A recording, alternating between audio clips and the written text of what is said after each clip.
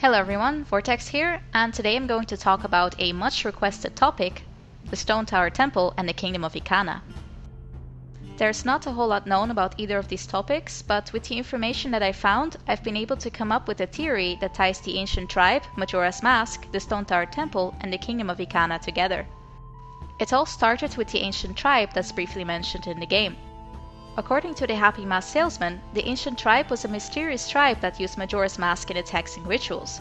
At some point, they sealed the mask away as it was deemed too dangerous. In the game, it's implied that this tribe used to reside in the Ikana region, as the Poe Collector says that the Ikana Kingdom was founded on this land stained with a history of darkness drenched in blood. Since the world was created by the three goddesses, I believe Termina was created by them as well. Just like in Hyrule, the goddesses and the Triforce were seen as sacred. The ancient tribe used to worship the golden goddesses as well.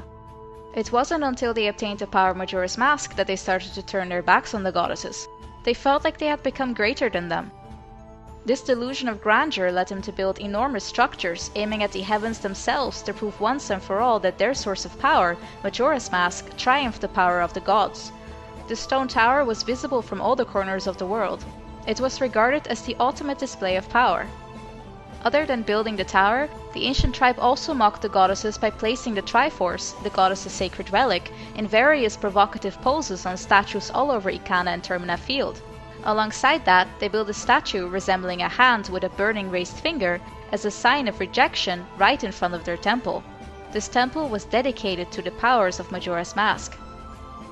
The stone tower itself makes an uncanny resemblance to the depiction of the Tower of Babel by painter Pieter Bruegel de Oude.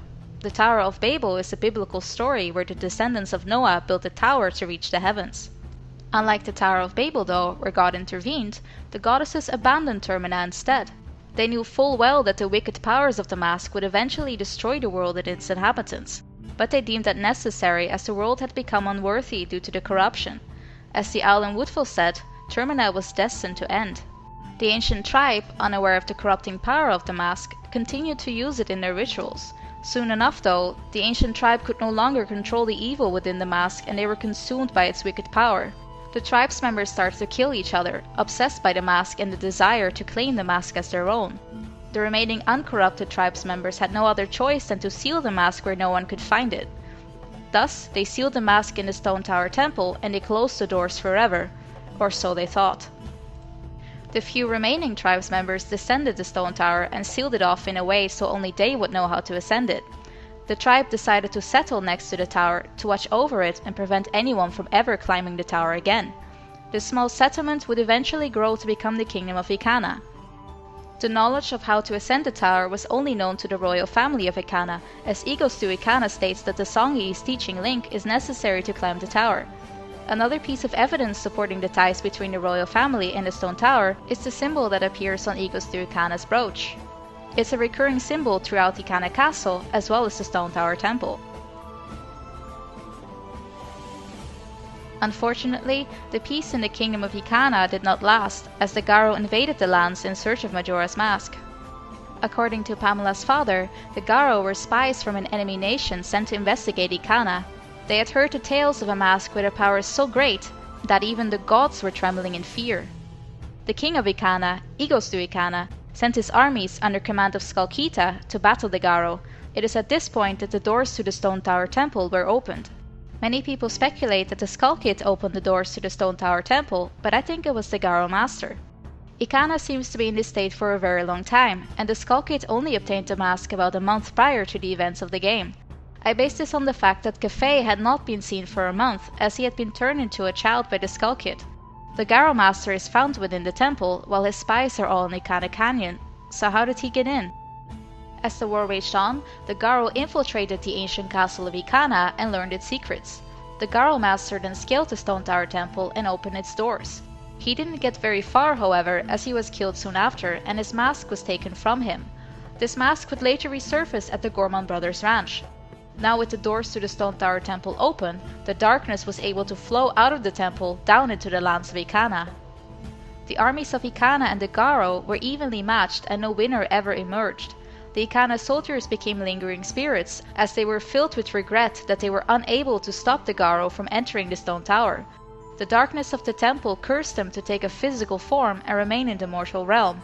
The same goes for the Garo. They became empty shells, unable to forget their living days, cloaked in darkness and animated by willpower. The only roaming spirits we find in Ikana are soldiers and members of the royal family and their servants. But where did the villagers go? I think it's possible that, as the war went on, that the Ikana village residents were able to flee Ikana. They might have been the ones to eventually establish Clocktown. This certainly would explain why the people in Clocktown have so many mask traditions, as they are the descendants of the ancient tribe who were obsessed with Majora's Mask. Eventually, the tale of the ancient tribe and Majora's Mask was lost in time. Only one person remained that had heard the tale of a mask that could destroy the world. The Happy Mask salesman traveled to the Stone Tower Temple, and with the doors open, he was able to snatch the mask from its resting place. He felt the evil power radiating through the mask, telling him to put the mask on his face, but the salesman did not listen to this voice. The mask remained dormant for a while until it sensed a more naive, innocent creature. It called out to the Skull Kid, telling him it would give him untold powers if he could just take the mask from the salesman. The Skull Kid listened and obeyed, knocking out the salesman. He rummaged through the salesman's backpack and found the mask. He held it up and stared into the eyes of Majora. Now surely his friends could no longer ignore him.